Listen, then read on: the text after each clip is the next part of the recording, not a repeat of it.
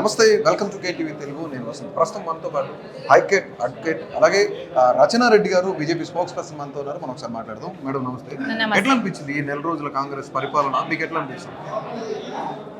అండుకున్న దీంట్లోనే ధోరణిలోనే ఉన్నది, నిద్రావస్థలు ఉన్నది. ఆ నిద్రావస్థ కంటిన్యూ అయ్యేటట్టు ఉన్నది.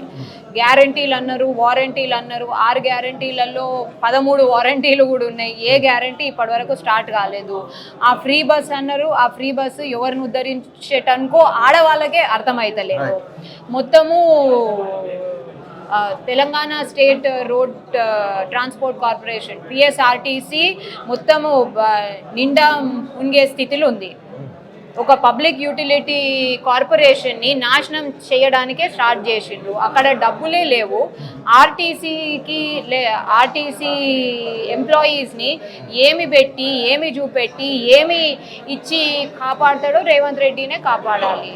ఇంకో రైతు బంధా మొన్నే వేస్తా అన్నారు, December 9 అన్నారు. దాని తర్వాత మళ్ళీ వేస్తామన్నారు, మళ్ళీ ఇప్పుడు అంటుండ్రు. ఇప్పటి వరకు రైతు బంధు లేదు, ఏమీ లేదు. రూపాయి కాయిన్కి బొమ్మ ఒకవైపు, బరుసు ఒకవైపు అన్నట్లు బీజేపీ ఒకవైపు, బీఆర్ఎస్ ఒకవైపు, రెండు ఒకటే అని చెప్తున్నారు. ఏమంటారు కాంగ్రెస్ వాళ్ళు? రెండు ఒకటే అంటే మళ్ళీ ఇప్పటి వరకు అంటే రెండు ఒకటే అని ప్రజలకు ఎవరికో అందరికీ అర్థమైపోతుంది. కాంగ్రెస్ బీఆర్ఎస్ బాయ్ బాయ్ అని చెప్పేసి ప్రజలకు ఇప్పుడు అర్థమవుతుంది. వాళ్ళ అబ్బా 5 ఏళ్ల కోసము మేము మా కాళ్ళ మీద మేమే కొట్టుకున్నాము అని చెప్పేసి ప్రజలే అంటుండ్రు. ఎందుకంటే కాళేశ్వరం శనేశ్వరం మీద మీరు సిబిఐకి నవంబర్ 8వ తారీఖు మీరు సెంట్రల్ గవర్నమెంట్కి రాసినప్పుడు సిబిఐ ఎంక్వైరీ కోసం మళ్ళీ ఇప్పుడు ఎందుకు సిబిఐ ఎంక్వైరీ కండక్ట్ చేస్తలేవు? ఆగండి, సిబిఐ ఎంక్వైరీ ఇప్పుడు ఎందుకు కండక్ట్ చేస్తలేవు? జిఓఎంఎస్ కేసీఆర్ సిబిఐ రాకుండా కవిత కోసము కేసీఆర్ సిబిఐ రాకుండా ఒక జియో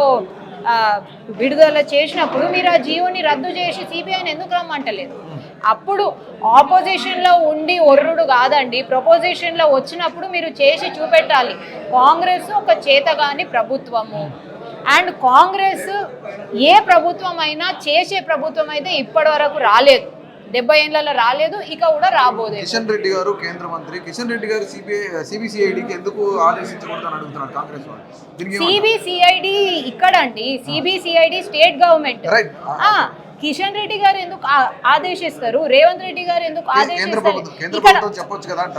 కేంద్ర ప్రభుత్వం ఎట్లా చెప్తుందండి? సిబిఐ రాకుండా స్టేట్ గవర్నమెంట్ లో జియో ఉన్నప్పుడు ఈ చీఫ్ మినిస్టర్ అయిన మనిషే దాన్ని ఆ జియోని రద్దు చేయాలి కదా. చీఫ్ మినిస్టర్ ఏం చేస్తాడు? పండుకుండా లేకపోతే ఎప్పటికన్నా లేస్తాడా? అది చెప్పాలి చీఫ్ మినిస్టర్. ఎక్కడ కనిపిస్తలేదు కదా. నెల రోజుల నుంచి నిద్రావస్థలనే ఉన్నట్టుంది ప్రభుత్వము. అదేమో ప్రజా దర్బారో ఏమో అన్నారు, అక్కడ ప్రజలు వచ్చి పెడుతున్నారు. మళ్ళీ ఏమో ప్రజాపాలన అని చెప్పేసి ఏమో దరఖాస్తులు తీసుకున్నారు. 2014లో కూడా కేసీఆర్ ఇటువంటి సమగ్ర కుటుంబ సర్వేనో ఏమో జరిపించిండు. సో ఇన్ని సర్వేలు చేపించి కేసీఆర్ ఏం చేయలేదు. భరణి అనే ఒక పూటకాన్ని తీసుకొచ్చి నాశనం చేసేసిండు. ఇప్పుడు రేవంత్ రెడ్డి కొత్తగా ఏం పూటకాన్ని తీసుకొచ్చి ఏం చేయబోతుంది? లక్షల సంఖ్యలో ప్రజాపాలనలో కానివ్వండి, ప్రజా దర్బార్లో కానివ్వండి అప్లికేషన్ల స్వీకరణ జరుగుతుంది. బీజేపీ వాళ్ళకి ఇది కనిపించట్లేదా? ఎందుకు 9.5 ఏళ్లలో బీఆర్ఎస్ అడగలేదు అన్నారు. బీజేపీ కాంగ్రెస్ 9.5 ఏళ్లలో ఏం చేస్తుంది? డిపాజిట్లు లేని ప్రభుత్వం, రాని ప్రభుత్వం. బీజేపీ వడ్డించిన ఇస్తరాకు కాంగ్రెస్ అన్నుకపోయింది. అదే ఈ అసెంబ్లీ ఎన్నికల విజయం. మేము చేసిన కొన్ని తప్పిదాలు లేకపోతే కొన్ని ఆర్గనైజేషనల్ డెసిషన్స్ అవిటి వలన వాళ్ళు ఇవాళ కష్టంతో గెలిచిండ్రు కానీ ప్రజలు ఇష్టంతో ఎన్నుకోలేరు. అయితే ఇష్టంతో ఎన్నుకునే ప్రభుత్వానికి కొంచెమన్నా ఛాన్స్ ఉంటుంది. కష్టంతో ఎన్నుకున్న ప్రభుత్వానికి ప్రజలు లెక్క పెడుతున్నారు. So count down already Congress count down start అయింది. 25 సీట్ల నుంచి 35 సీట్ల వరకు వస్తాయనుకున్న బీజేపీకి ఎలక్షన్ ఇంజనీరింగ్ సరిగా లేకనే 8 సీట్లకే పరిమితమైంది. లేదండి, లేదు. ప్రజలను కాంగ్రెస్ అబద్ధాలు చెప్పి ఒక కన్ఫ్యూజ్ స్టేట్లోకి నెట్టేసింది. కాంగ్రెస్ బీఆర్ఎస్ అండ్ ఎంఐఎం ఒకటైనప్పుడు వాళ్ళు బీఆర్ఎస్ బీజేపీ ఒకటని అబద్ధపు చిత్రీకరణ ఇచ్చేసింది. ప్లస్ వాళ్ళ అబద్ధపు హామీలను ప్రజలు నమ్మిండ్రు అన్ఫార్చునేట్లీ తెలంగాణ ప్రజలు కాంగ్రెస్ అబద్ధపు కర్ణాటకలోనే పొట్టు తిడుతుండ్రు, తెలంగాణలో పొట్టు తిట్టుడు ఆల్రెడీ స్టార్ట్ చేసిండ్రు. మన తిట్ల పురాణం ఎట్లుంటుందో అందరికీ తెలిసిందే. ఆ తిట్ల పురాణం ఎట్లయినా స్టార్ట్ చేసిండ్రు. సో ఈ ప్రభుత్వం మేల్కోకపోతే ఇంకా ఎవరు అవసరం లేదు, దానంతలో అదే పడిపోతుంది. అయోధ్య రామ మందిరాన్ని బీజేపీ ఓన్ చేసుకోగలుగుతుందా? ఖచ్చితంగా, ఎందుకు ఓన్ చేసుకోవద్దు? ప్రతి భారతీయుడు, ప్రతి పౌరుడు ఓన్ చేసుకోవాలి. అయోధ్య అనేది సెంట్రల్ గవర్నమెంటే కాదు, అది ప్రతి ప్రతి పౌరునికి అంకితము, అది మన దేశ చిహ్నం. సో ఖచ్చితంగా we are proud of it and మేము ఓన్ చేసుకుంటాం. చాలా మంది ప్రతిపక్షం వాళ్ళు కానివ్వండి, కొంతమంది విశ్లేషకులు అంటున్న మాట బీజేపీ రామ మందిరాన్ని తీసుకొని ఒక ఎలక్షన్ స్టంట్గా చేస్తున్నారని చెప్తున్నాను. ఎలక్షన్ స్టంట్గా అంటే మోడీగా ప్రో ఇన్కంబెన్సీ అనేది ఇంగ్లీష్లో ప్రో ఇన్కంబెన్సీ అనే వర్డ్, అది ఆ ప్రో ఇన్కంబెన్సీ అనేది ఇప్పటి వరకు భారతదేశం చరిత్రలో లేదు. ఇప్పుడు 284 నుంచి 303, ఇప్పుడు లిటరలీ 400 క్రాస్ చేసేసిన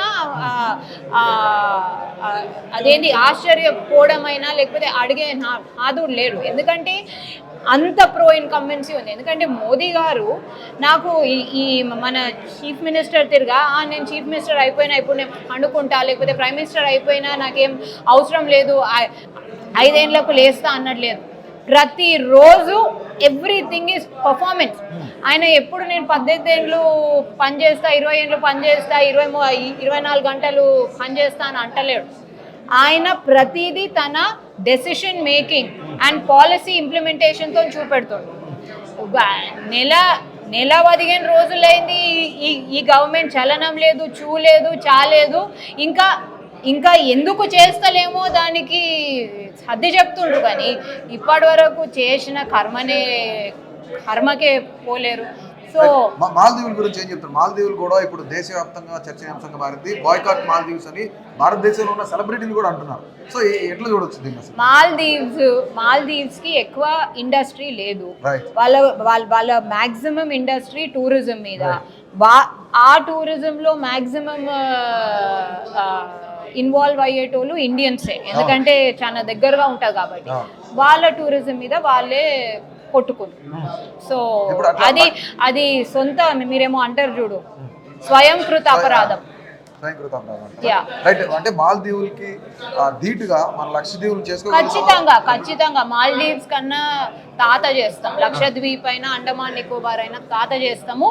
మాల్దీవ్స్ అట్లున్నది, దాన్ని ఇప్పుడు భారతదేశం అటువంటి దేశాన్ని వాళ్ళు ఏందేందో అనేసిండ్రు. ఇప్పుడు వాళ్ళు స్వయంకృత అపరాధంతో వాళ్ళ ఎకానమీ, టూరిజం ఇండస్ట్రీ ఏమవుతుందో వాళ్ళే చూస్తారు. ఫైనల్లీ లోకల్ బాడీ ఎన్నికలకు కానీ లోక్సభ ఎన్నికలకు కానీ బీజేపీ ఎజెండా ఏంటి, ఏ విధంగా ముందుకెళ్ళిపోతుంది? లోక్సభ ఎన్నికల ఎజెండా సెట్ చేయవలసిన అవసరం లేదు. మోడీ గారే ఎజెండా.